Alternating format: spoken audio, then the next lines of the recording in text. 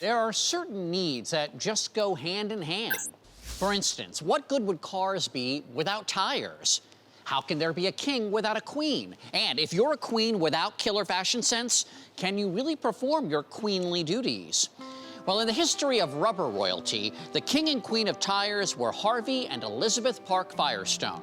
Of course, Harvey made sure the rubber hit the road, but in her own way, Mrs. Firestone was also an innovator, and she was styling. Well, these are fancy. Jeannie Miller is the curator of domestic life at the Henry Ford in Dearborn, Michigan. And together, we waded deep into the stacks of the museum to find the Firestone fashions. These are the clothes of Elizabeth Park Firestone. All of them? All of them, yes. And who was she? She was the wife of Harvey Firestone Jr., who was the head of the Firestone Tire Company. Elizabeth Park Firestone lived during the 1900s, and she was known to pay the highest of attention to detail.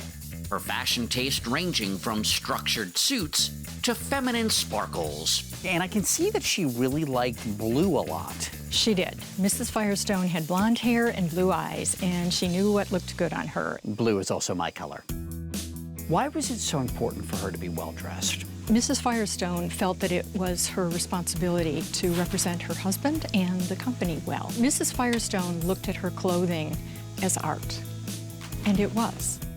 Seen here in playful photographs with her husband, Mrs. Firestone studied art and sewing and was so skilled she designed and made her own wedding dress.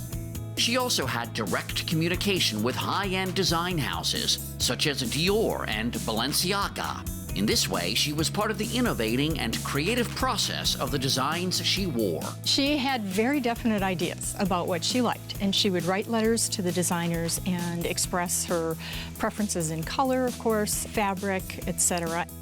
In one case, requesting of Dior something in sapphire blue with diamonds.